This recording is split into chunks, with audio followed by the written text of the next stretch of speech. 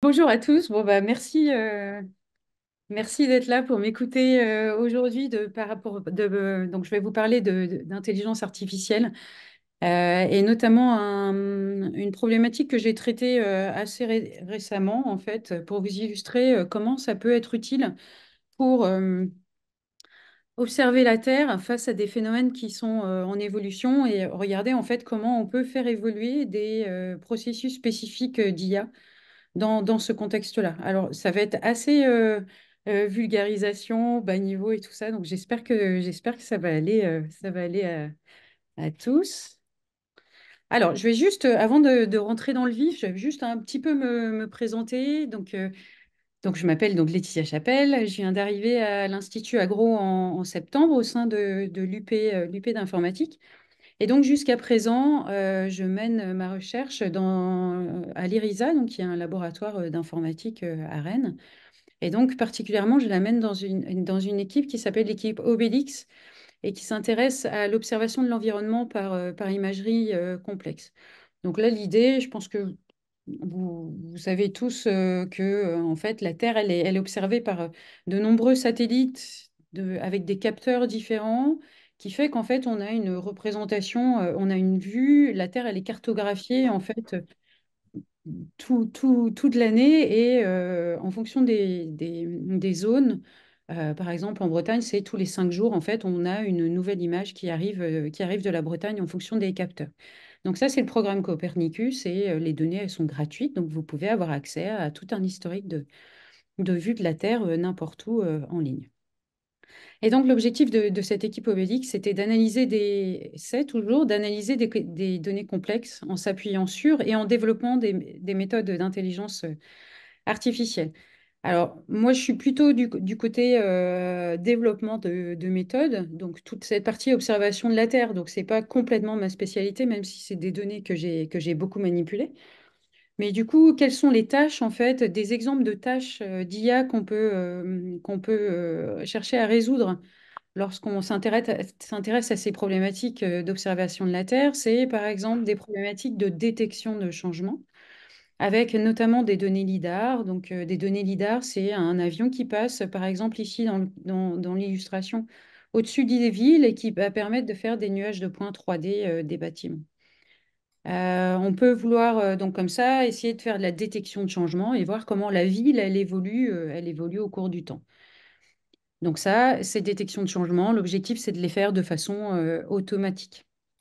On peut vouloir aussi, avec de l'IA, résoudre des tâches de segmentation, c'est-à-dire, dans le cas ici spécifique d'image, essayer de détecter des zones homogènes d'une image pour pouvoir résoudre des tâches précises. Donc là, dans cet exemple, l'objectif, c'était un suivi de trait de côte dans la baie du Mont-Saint-Michel pour voir est-ce qu'il y a une évolution de ce trait de côte au cours du temps. Et encore une fois, essayer de le faire de façon automatique et d'éviter qu'il y ait un annotateur qui régulièrement annote des images. Euh, euh, on peut aussi chercher à détecter des objets. Donc là, j'ai mis un petit exemple en illustration, même si ce n'est pas vraiment l'observation de la Terre, mais ici, le contexte, c'était essayer de détecter automatiquement des poissons qui passaient dans un filet de pêche. Essayer de détecter donc combien de poissons passaient et puis aussi essayer de détecter automatiquement les espèces qui rentraient dans le filet. Et donc, moi, je vais vous parler d'une méthode spécifique, d'un type de problème particulier qui est un problème de classification. Et donc, dans ce contexte d'observation de la Terre, c'est un exemple, c'est on a une image satellite d'une zone particulière et on souhaite produire ce qu'on appelle des cartes d'occupation du sol, c'est-à-dire être capable automatiquement, en fonction de caractéristiques qu'on peut observer dans l'image, être capable de détecter la classe d'occupation du sol. Donc, est-ce que c'est une ville? Est-ce que c'est un cours d'eau? Est-ce que c'est une prairie? Est-ce que c'est une culture? Et si oui, quel type de culture? Donc ça, c'est des exemples de types de tâches que l'on peut vouloir résoudre et qu'on peut résoudre grâce à l'intelligence artificielle. Alors pour continuer à parler de moi, en fait, moi, ce qui m'intéresse plus particulièrement, c'est dans l'intelligence artificielle, en fait, c'est quelque chose qui est très, très large. Et donc, moi, je m'intéresse à des problématiques d'apprentissage machine. Donc, c'est une sous-partie de l'intelligence artificielle qui va permettre aux machines, donc aux machines au sens large, hein, donc ça peut être un ordinateur par exemple, et on veut que ces machines, elles apprennent sans avoir été préalablement programmées spécifiquement à cet effet. Donc ça veut dire que, en gros, on ne veut pas expliquer à la machine comment prendre la décision, on veut plutôt lui dire, OK, à partir des données que l'on a et à partir d'exemples spécifiques, essaye d'inférer des règles qui vont permettre de résoudre la tâche que je souhaite résoudre. Donc, par exemple, des tâches de classification, segmentation, détection d'objets, par exemple. Donc, le point important, c'est le fait qu'il y a la donnée au cœur. Donc, il faut qu'on ait des données qui décrivent notre phénomène et qui nous permettent d'inférer une réponse. Donc, moi, ce qui m'intéresse particulièrement, c'est tout ce qu'on appelle les données structurées. Les données structurées, donc, par exemple, qu'elles soient sous forme de graphes, parce que quand on est dans une image, par exemple, on a des, euh, des, euh, il y a une cohérence spatiale entre les observations. Soit parce que, par exemple, on peut avoir aussi une structure hiérarchique, parce que, par exemple, on a un arbre taxonomique et quand on veut prédire une espèce, eh ben, on sait qu'on va être capable de prédire que une image est un écureuil, mais ça peut être aussi différents types d'écureuils. Ça peut être des distributions de probabilités ou ça peut être aussi des séries temporelles d'images. Donc ça, c'est un exemple que vous voyez, ce qui bouge, c'est l'évolution du golfe, la visualisation du golfe du Morbihan au cours d'une année. Donc on voit que ça change, les couleurs changent en fonction des cultures, de la période. Et puis aussi, bien sûr, on a les nuages. Alors, je vais me placer dans ce contexte spécifique donc de cartographie, cartographie du sol à partir d'images satellites. Et donc, en fait, l'IA, elle est cruciale. En fait, ça va nous permettre de monitorer et de comprendre des phénomènes environnementaux. Et donc, dans cet exemple-là, ce qu'on va faire, c'est qu'on va faire l'hypothèse en fait qu'on a une observation de la Terre à plusieurs temps différents. Donc ici, j'ai noté juste trois temps, trois quarts différents, donc mars, juin et septembre. Si vous reconnaissez bien, vous allez voir que c'est un peu le nord-ouest, nord-ouest de Rennes. Donc en bas à droite, ce que vous observez, c'est plutôt voilà, la partie urbaine. Et plutôt à gauche, vous avez plus la partie avec les champs et la partie un peu cultivée. Et donc l'objectif ici, c'est de se dire, OK, on imagine que on n'a pas d'annotateur, on n'a pas d'expert qui va être capable de nous identifier où est-ce qu'il y a des champs, où est-ce qu'il y a une zone urbaine et dans les champs, quelle culture on a. Et on souhaite comme ça produire des cartes d'occupation du sol de façon automatique à partir de ce que le capteur peut détecter. Donc ici, ce sont des images optiques donc là, j'ai représenté ici trois bandes, mais en fait, les images, elles sont aussi caractérisées par d'autres variables. Ce n'est pas uniquement les couleurs ici qu'on observe. Alors, pour simplifier le problème et pour vous montrer un petit peu, pour pouvoir illustrer un peu mieux ce qui se passe, je vais prendre chacune de ces dates. Donc ici, j'en ai trois, mais il y en a beaucoup plus en fait. Et donc, je vais extraire ce que j'appelle un indice de végétation. Donc, si vous connaissez, ça s'appelle un NDVI. Ça permet en fait de représenter le niveau de vert qu'il y a dans chaque pixel. Et en fonction de ce qu'on observe sur l'image ici optique, on est capable de voilà, calculer cet index. Et cet index, il est très pratique et il est utilisé par les géographes pour être capable de faire, d'identifier un peu finement les cultures qu'il peut y avoir au sol. Et donc, pour chaque parcelle, une fois qu'on a extrait cet indice de végétation, on va être capable de faire des séries temporelles. Donc, c'est-à-dire, on va être capable de mesurer pour chaque parcelle l'évolution en fait de cet indice de végétation au cours du temps. Donc, le NDVI ici, c'est l'indice en question. Et ce que vous voyez, j'ai représenté ici trois séries en haut et trois séries en bas et qui correspondent à des cultures différentes. Donc en haut, c'est plutôt des cultures d'été. Donc on voit qu'on a un pic d'indice de végétation plus élevé globalement au milieu de l'été. Et puis après, avec une baisse parce que il y a, il y a voilà, il peut y avoir des moissons, par exemple. Et en bas, on a d'autres classes qu'on va pouvoir identifier parce que, par exemple, plus des cultures d'hiver avec plus d'indices de végétation plus forts en hiver. Donc là, c'est des exemples avec des variabilités qu'on a entre les parcelles, évidemment, parce qu'en fonction de l'exposition, de la qualité du sol, on peut avoir des variabilités à l'intérieur de chaque classe.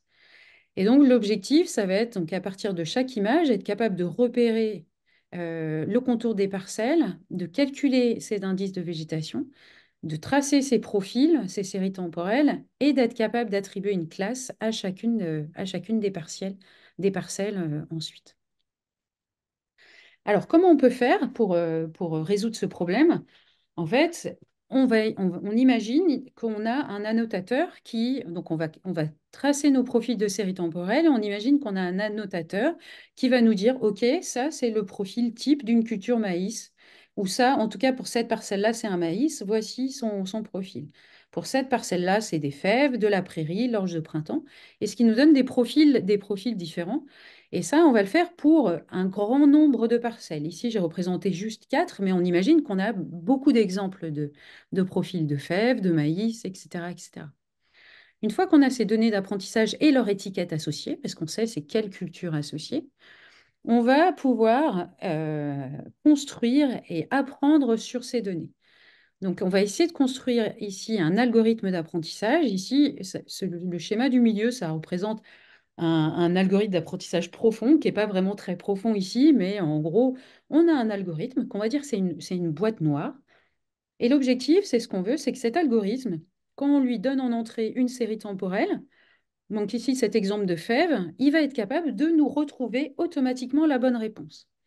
Et donc, comme nous, en entrée, on a notre réponse, on va être capable de lui apprendre. Donc, c'est pour ça qu'on appelle ça un algorithme d'apprentissage, à extraire les bonnes caractéristiques des données afin qu'il puisse faire des bonnes prédictions sans se tromper. Donc l'objectif, c'est ça, on va essayer de construire notre algorithme pour que la prédiction qu'on va pouvoir faire sur nos données d'apprentissage soit la bonne, c'est-à-dire que ce qu'on prédit est la même chose que l'étiquette qu'on avait au départ. Donc ça, ce sont des choses qui sont très balisées, c'est très facile, ça marche bien. Il y a beaucoup de gens qui ont travaillé dessus depuis des années. Et donc sur cette tâche-là, on arrive très très bien à la résoudre. Et donc ensuite, une fois qu'on a appris nos- notre modèle, donc nos données d'entraînement, elles disparaissent. Il nous reste juste l'algorithme d'apprentissage. Et donc, on va avoir des nouvelles données qui vont apparaître. Alors pourquoi? C'est parce qu'au lieu de se limiter à la région rennaise notamment, eh ben, on va pouvoir regarder qu'est-ce qui se passe n'importe où en Bretagne et on va vouloir, sans avoir besoin d'annotateur, se dire, OK, j'ai une nouvelle série ici qui arrive. Elle ressemble à ma série initiale, mais pas tout à fait la même.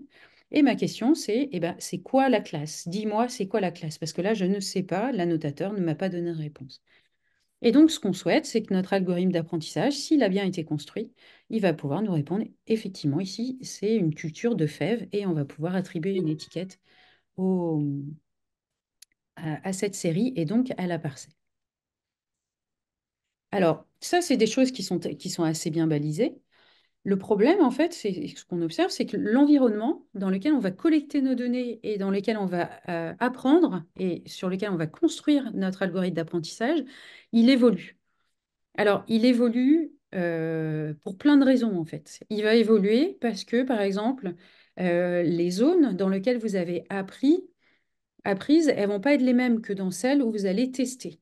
Donc, par exemple, on peut imaginer notre annotateur ici, dans notre exemple spécifique, il va pouvoir annoter une petite région. Donc, par exemple, ce qu'on voit, une région, par exemple, du Danemark. Par contre, quand on va vouloir faire nos prédictions, eh ben, on va vouloir prédire des zones de culture qui vont être en Autriche, dans le nord de la France et dans le sud de la France. Et on peut imaginer qu'en fait, bah, nos profils de culture, évidemment, ça ne va pas être les mêmes. Parce qu'en fonction notamment du climat, eh ben, on peut imaginer que dans le sud de la France, eh ben, peut-être que les cultures elles vont être de façon plus précoce que ce qu'on peut voir par exemple au Danemark. Donc il va falloir prendre en compte l'évolution en fait des données parce que finalement, elles n'ont pas été collectées dans le même environnement. On peut avoir aussi ce qu'on observe bah, avec l'évolution du climat. Et par exemple, ce qu'on a appris, peut-être le modèle qu'on a pu apprendre à un moment donné, et ben finalement, c'est pas la même chose qu'on va observer l'année suivante et peut-être 10 ans plus tard. Pourquoi? Parce que bah, l'ensoleillement va être différent, il va être plus fort, il va être plus tôt. Donc, finalement, on va avoir des pics de végétation qui vont être plus importants et qui vont être aussi décalés dans le temps. Donc, il va falloir que notre algorithme d'apprentissage s'adapte à cette modification. Et aussi parce qu'on peut avoir des capteurs différents. Parce que là, moi, j'ai travaillé sur des données optiques, mais peut-être qu'en fait, je peux avoir des données, qu'on appelle par exemple des données radar, qui mesurent autre chose sur nos données, mais sur lesquelles aussi j'ai envie d'avoir des réponses. Mais encore une fois, je n'ai pas d'annotateur, j'ai personne qui va me permettre d'avoir des données d'apprentissage, donc je ne vais pas pouvoir réentraîner mon modèle. Donc toute la question, ça va être comment on va faire pour définir des méthodes d'intelligence artificielle qui vont permettre de s'adapter à des phénomènes qui évoluent pour plein de raisons différentes. Donc de façon un peu, vraiment un tout petit peu plus formelle, pour vous expliquer un exemple de recherche que j'ai menée récemment.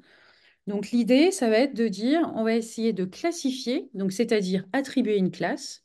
Donc une classe, c'est-à-dire, bah, dans mon cas, une classe d'occupation du sol. Quelle est la culture ou est-ce que c'est une zone urbaine ou cultivée, par exemple? Pour une série temporelle d'un domaine cible. Donc d'un domaine cible, c'est-à-dire ça correspond à mes données de test de tout à l'heure, donc c'est-à-dire des données sur lesquelles je ne sais pas du tout c'est quoi la classe. Et donc, ces données, en fait, elles sont décrites par trois choses. Elles sont décrites par un certain nombre d'occurrences. Combien j'ai de données que je veux classer, c'est ce que j'appelle N'. Le T', c'est le temps sur lequel j'ai observé ces données. Et Q, c'est le nombre de descripteurs pour chaque donnée. Donc, par exemple, la hauteur des cultures, ça peut être l'humidité que je peux avoir dans le sol, etc. Donc, ce sont des descripteurs. Et ça, je veux classer, c'est-à-dire attribuer une classe de ce domaine cible à partir d'un ensemble de séries temporelles d'un domaine source. Et donc, ces séries temporelles, cette fois-ci, elles sont labellisées. Donc, j'ai eu accès à un expert qui m'a dit c'est de telle et telle classe en fonction des séries temporelles que je regardais. Et donc, ces séries, elles sont labellisées, c'est-à-dire on connaît leur classe, et elles peuvent avoir des caractéristiques aussi différentes. Ici, je prends le cas où elles ont exactement les mêmes caractéristiques, elles ont juste le temps sur lequel elles ont été observées qui est différent. Et donc, je vous donne ici juste l'exemple un peu précédent où on a des séries qui ne sont pas observées dans la même zone, par exemple Danemark vers France. Donc, je vous ai donné donc, juste des exemples de séries temporelles que l'on peut observer. Qu'est-ce qui se passe en Danemark? Donc, c'est en bleu, les couleurs foncées. Et ce qu'on observe en France, c'est en couleur claire. Donc clairement, on voit qu'il y a un lien entre les séries temporelles, mais on voit aussi, on observe des décalages qui sont spécifiques aux classes. Donc par exemple, la classe rouge Mido, c'est la prairie. Donc on voit ici, c'est globalement pareil, il n'y a pas de modification. Par contre, si on regarde les Horsebines, donc les fèves, on voit que là, il y a un gros décalage temporel pour cette culture-là. Et par contre, pour le maïs, on voit que c'est globalement à la même période, sauf que bah, ce n'est pas tout à fait le même profil au niveau de l'hiver, notamment, parce que les pratiques culturelles sont différentes. Donc, nos domaines, ils sont différents et on a des étiquettes que sur un seul domaine. Et donc, toute la difficulté, ça va être comment adapter sur nos nouveaux données, nos nouvelles données. Alors, donc, ce qu'on a... Hop, je vais essayer de passer la slide suivante.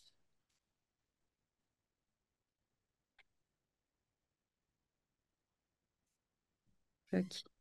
Alors, du coup, ce qu'on a proposé, proposé avec des collègues, c'est comment, ici, il y a deux problèmes en fait. Et donc, ce qu'on va chercher à résoudre, c'est à résoudre un problème d'alignement. Et donc, double difficulté ici, parce qu'on a des séries temporelles, donc il faut être capable d'aligner les temps. Donc, en fait, on utilise quelque chose d'assez standard qui s'appelle une distance spécifique pour aligner des séries temporelles. Donc là, ici, ce que je vous ai tracé avec les traits en gris, c'est comment on a aligné les différents temps. Donc là, ici, on voit qu'on a été capable de détecter les deux pics. Et la deuxième chose, c'est qu'il va falloir aussi aligner les séries en fonction des classes où elles sont. Donc, par exemple, donc, le domaine source avec nos données, par exemple, de type fève, et le domaine cible avec nos données de type, ici, ça doit être du maïs. Donc, double problème. Et donc, toute la chose qu'on va faire, c'est être capable de définir un algorithme qui aligne en temps, mais aussi en espace, nos séries pour une fois qu'elles sont réalignées ensemble, on va pouvoir utiliser notre algorithme d'apprentissage. Donc, on a proposé une méthode qui s'appelle MAD, comme Match and Deform. Donc ici, vraiment très très rapidement, c'est ce qu'il faut voir ici, c'est qu'en entrée dans notre réseau, tout à l'heure, je vous avais présenté un algorithme d'apprentissage avec des petites boîtes qui s'emboîtaient. Ici, c'est une instance spécifique de ce réseau qu'on a construit pour que ça fonctionne bien, donc avec une expertise, en mettant des différentes parties pour qu'on ait les meilleures performances possibles. Et donc, ce qui est original là, c'est qu'on a deux entrées, les séries sources et les séries euh, euh, target, donc cible. Et donc, on va combiner ces deux informations et on va essayer de les aligner en alignant les domaines, donc c'est-à-dire les classes, et aussi en alignant simultanément les temps. Donc, on a plugué ça, on a intégré ça dans une architecture profonde qui nous permet à la fin, en fait, d'avoir nos séries alignées et en fait, finalement, de mieux résoudre la tâche que si on n'avait pas aligné nos domaines. Donc, ce que vous avez ici à droite, c'est un tableau qui vous dit en fait quel est l'impact en fait d'être capable d'aligner et de prendre en compte le fait que l'environnement a changé par rapport à ne pas avoir pris en compte cette modification. Donc ici, je vous montre une mesure de performance, c'est juste un taux de bonne reconnaissance. C'est-à-dire si, par exemple, pour une parcelle donnée, est-ce que je suis capable de reconnaître est-ce que c'est la bonne espèce ou pas? En fait, quand je prends des données de Danemark, que j'apprends mon modèle sur les données Danemark et j'essaye de prédire sur la Bretagne, donc ici, si je ne fais aucune adaptation, si je ne prends pas en compte le fait que les domaines soient différents, si je ne les aligne pas, en gros, on est capable de prédire les bonnes cultures en Bretagne dans 70% des cas, en gros. Si on prend en compte le fait que l'environnement a changé et si on apprend à aligner les séries, eh bien finalement, on va passer à 88% de bonnes performances. Donc le fait être capable d'avoir pris en compte ici globalement le fait que l'environnement a évolué et le fait de l'avoir intégré directement dans notre algorithme d'apprentissage, encore une fois sans avoir d'étiquette, hein, sans avoir de bonne réponse, ça nous permet sur cet exemple spécifique d'augmenter de 20%, entre 10 et 20%, les performances que l'on obtient. Alors pourquoi c'est intéressant? Parce que déjà, on a des performances qui sont améliorées et aussi, ça nous évite de réapprendre un modèle complet qui va être coûteux en temps, coûteux en ressources. Et donc ça, c'est des choses qu'on peut éviter. Donc ça va plutôt dans une perspective de frugalité, en fait. Même si c'est pas complètement frugal, mais ça permet d'avoir des choses qui sont un peu plus raisonnables, en fait, en termes de calcul. Donc voilà, c'était un exemple pour vous illustrer l'intérêt de l'IA pour l'environnement parmi une multitude d'autres possibilités. Donc je vous ai mis un petit slide un petit peu mélangé, mais par exemple, on peut, donc voilà, comme je vous ai dit, essayer de traquer des poissons pour essayer de mesurer l'abondance des espèces. On peut essayer pour l'agriculture de segmenter des espèces, des champs par exemple, pour essayer d'identifier est-ce qu'il y a des mauvaises herbes et éviter peut-être de mettre des pesticides là où il n'y en aurait pas besoin, ou mettre de l'engrais s'il n'y a pas besoin parce qu'on voit que la plante se développe bien. Et puis aussi parce que maintenant, il y a tout plein de données qui arrivent en agriculture dans plein de domaines. Elles sont captées par des satellites, mais aussi par différents capteurs possibles. Et donc, toutes ces données, on peut être capable de les collecter, de les transmettre et de les traiter pour pouvoir résoudre des problèmes spécifiques à l'environnement. Donc voilà un exemple d'IA pour l'observation de la Terre lorsque les phénomènes évoluent. Et donc voilà, je vous remercie pour votre attention. J'espère que ça a été clair. Merci Laetitia. Pour l'instant, il y a une remarque pertinente de Olivier, mais à part ça, il n'y a pas beaucoup de questions. Euh, Moi, j'en ai une pour commencer, comme ça ça va lancer peut-être les débats. C'est qu'est-ce qui se passe si finalement la série que tu donnes, c'est une série d'un label que tu n'avais pas vu? Tu es capable d'identifier que c'est quelque chose que tu n'avais pas vu? C'est si ça se passe dans les images quand ils font de la reconnaissance individuelle euh, d'individus. Ils essayent de dire ça c'est le jaguar numéro un, ça c'est le jaguar numéro 2. Puis tout d'un coup, il y a le jaguar numéro 3 qu'on n'avait jamais vu. Et donc, on les a pas dans les données labellisées. Est-ce qu'il y a un moyen de savoir que tu es trop loin de tous les autres pour que ça puisse être labellisé? Alors ça, c'est une excellente question. Merci, Marie-Pierre. Alors ça, du coup, ça c'est effectivement un problème qui est vachement dur en fait, parce que l'algorithme d'apprentissage, en fait, on a l'impression souvent que c'est de la magie, mais il n'y a aucune magie en fait. Tout ce qu'il fait, lui, c'est être capable d'isoler des motifs qu'il a constatés comme étant similaires dans les données, et ce qui permet d'avoir une espèce de lien avec la réponse qu'on a. Donc effectivement, si on a un phénomène qui est nouveau, et ben ça, du coup, ça nécessite des algorithmes différents, et aussi une littérature qui est beaucoup moins balisée, effectivement. Mais on peut être capable de détecter que, alors, la- la- la- la- le fait d'avoir des classes qui sont complètement nouvelles, c'est un problème différent de détecter qu'un point, il est un petit peu différent. On peut avoir une observation différente, donc ça, c'est un peu plus facile à détecter, et des classes un peu nouvelles, ça, c'est encore un problème encore plus difficile, mais il y a plein de problèmes ouverts effectivement là-dessus. Et si c'est quelque chose qui s'intéresse, je pense qu'il y a plein de choses à faire. Il y a Olivier qui pose une question. Yes, merci. En fait, la question qu'on se pose quand on fait des stats inférentielles classiques, enfin, la première, c'est que quand il y a beaucoup de données, on pense que ça va s'arrêter pour être supplanté par l'IA, mais cette question de validation, c'est-à-dire qui est un petit peu une démarche active quand on fait des stats inférentielles et qui est implicite quand on fait de l'IA, c'est-à-dire le processus qui fait que tu es capable d'affirmer que non seulement ça marche, mais que quand tu l'as testé sur des données sur lesquelles tu l'as pas ajusté, ça continue à fonctionner. C'est un petit peu une question complémentaire à celle de Marie-Pierre. Finalement, je ne parle pas juste de trucs nouveaux, mais de voilà, quand tu parlais par exemple, du Danemark et de la Bretagne, est-ce que ça marche ou est-ce qu'il ne fait pas des interprétations différentes? C'est quoi le processus, comment ça fonctionne pour ce processus de validation? En fait, du coup, effectivement, nous, tout ce les choses en IA classique, c'est de se dire, bah, c'est l'hypothèse IID, hein, ça vous la connaissez bien, le fait qu'en fait, nos données, elles sont tirées aléatoirement à partir d'une population, et donc finalement, sur les données sur lesquelles on va tester et où on va valider, en fait, c'est les mêmes que que celles sur lesquelles on a appris. Donc là, nous, effectivement, on est dans un paradigme un peu différent où justement, on se dit que c'est pas les mêmes. L'hypothèse, nous, qu'on fait, l'hypothèse implicite là-dessus, c'est de se dire que effectivement, il y a un lien qui reste quand même fort, parce que si ça a plus rien à voir, effectivement, on va pas réussir. Et l'hypothèse qu'on fait, en fait, c'est que finalement, les modifications qu'on va être. Enfin, nous, l'alignement, il se fait tel que la modification soit la plus petite possible. Effectivement, si jamais au Danemark, eh ben, en fait, ta culture de maïs, elle ressemble à une culture de blé, on va pas être capable de le détecter. Donc là, voilà, notre hypothèse, c'est vraiment ça, c'est que, on dire, les phénomènes, ils changent, mais ils changent pas beaucoup, en fait. Et la validation, elle se fait parce que en pratique, on constate que ça fonctionne. On n'a pas, on s'intéresse pas.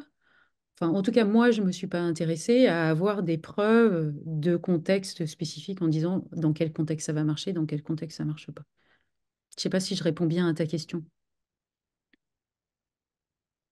Et merci beaucoup à vous.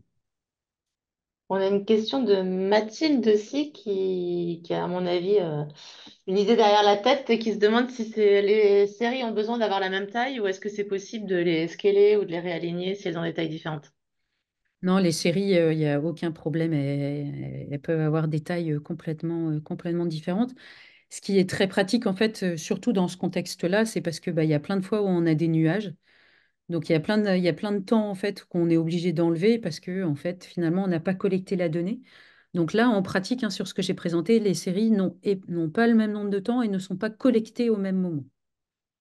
Donc ça, c'est pas du tout un problème.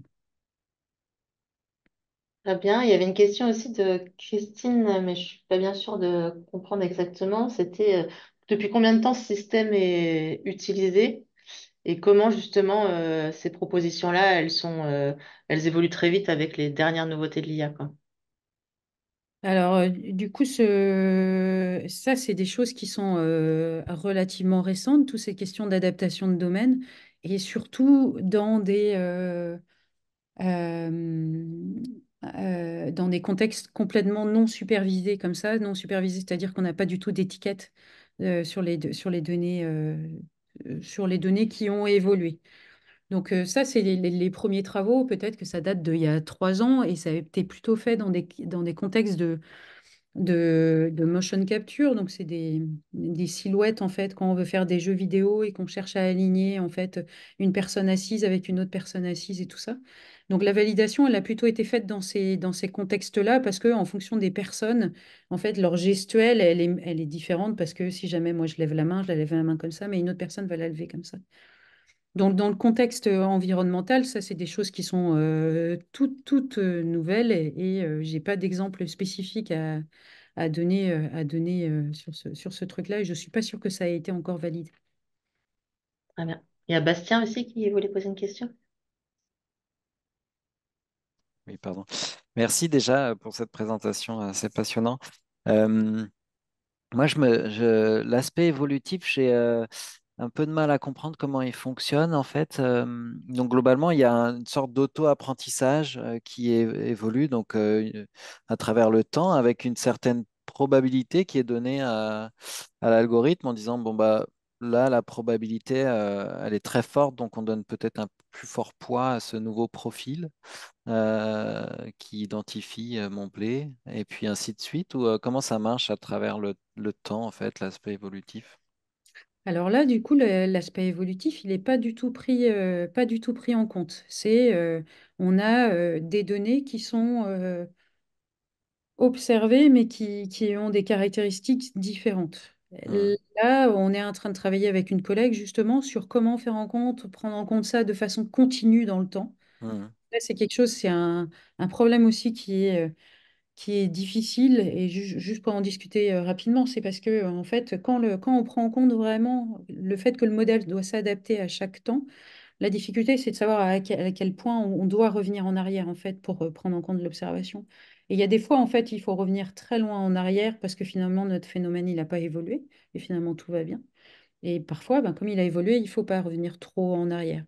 Et le problème, en fait, juste pour parler un peu technique, c'est que ces algos d'apprentissage, ils ont tendance à faire table rase du passé, en fait. hmm. Donc, il faut réussir à mettre en place des phénomènes, en fait, qui permettent de ne pas trop l'oublier, mais et voilà, être capable de calibrer ça un peu aussi de façon automatique. Et là, pour le coup, c'est une question de recherche ouverte qui est pas résolue aujourd'hui. D'accord, merci. C'est une question très intéressante aussi, je te remercie.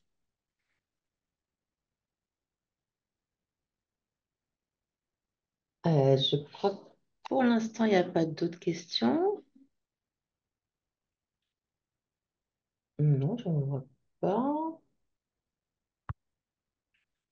Et du coup, bah alors moi j'en ai encore une, si on me laisse la parole, j'en ai encore une.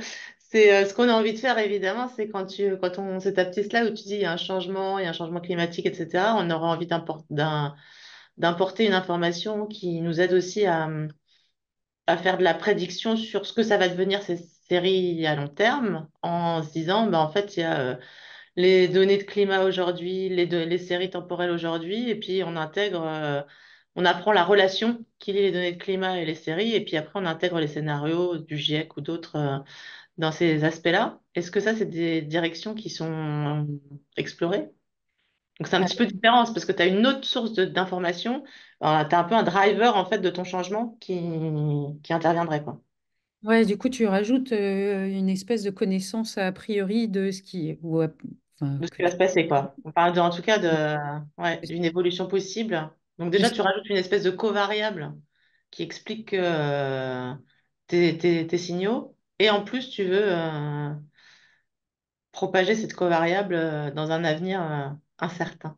c'est vachement dur, hein. Donc, non, on peut, il y a plusieurs façons en fait de contraindre certaines choses en fonction d'a priori que tu peux avoir et te dire, bah, je veux pas aller là et je veux aller là.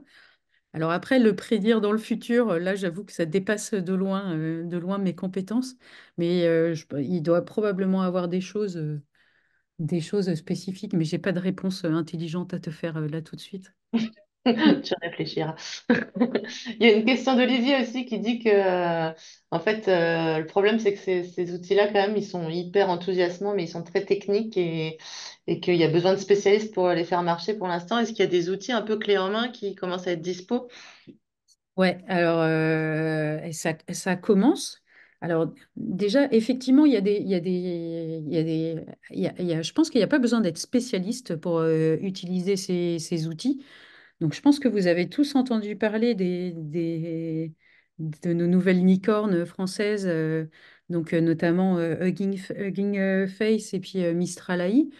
Et donc ça, ce sont des boîtes en fait et qui récupèrent tout plein de modèles qui existent parce qu'en fait, je vous ai montré une petite architecture et tout ça, mais en fait, les architectures, il y a plein de gens qui ont déjà travaillé sur ces questions-là. Quelles sont les bonnes architectures?